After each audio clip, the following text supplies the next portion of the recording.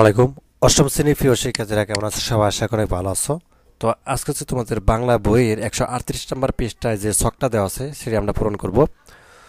তো এখানে যেটি দেওয়া আছে, তো এখানে তোমাদের বেশ কিছু কবিতার নাম দেওয়া আছে বাম পাশে, এবং এই কবিতা আসলে চরণের শেষ মিল আছে কিনা সেটা লিখতে হবে, এবং তাল কেমন বা লয় গতি কেমন, ঠিক আছে, শব্দের পরিবর্তন দেখা যায় কিনা বা উপমা আছে কিনা, এই বিষয়গুলো হচ্ছে আমরা লিখব, ঠিক আছে।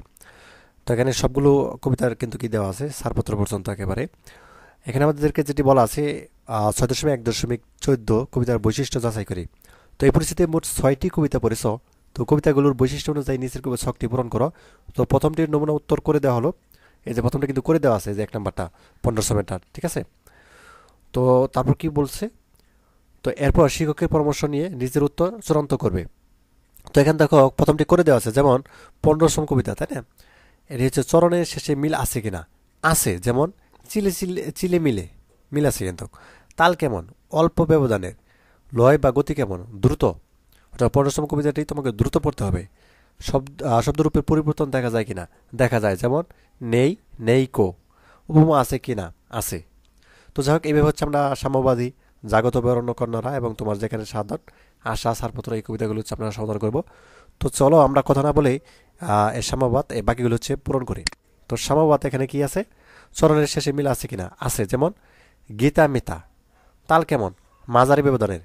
লয় গতি কীরকম, দ্রুতও নয় দৃঢ়ও নয়, একদম মাঝারি। শব্দরূপের পরিবর্তন দেখা যায় কিনা, দেখা যায়, যেমন এসে বা আসিয়া। উপমা আছে কিনা, আছে। তো তারপর দেখো জাগত বে অরণ্য কন্যারা, আছে, যেমন আজিরা বাজি। দীর্ঘ ব্যবধানের, দৃঢ়, দেখা যায়, যেমন আমার মোর, ঠিক আছে, এবং আছে। তো তোমরা যেখানে যেখানে সাত।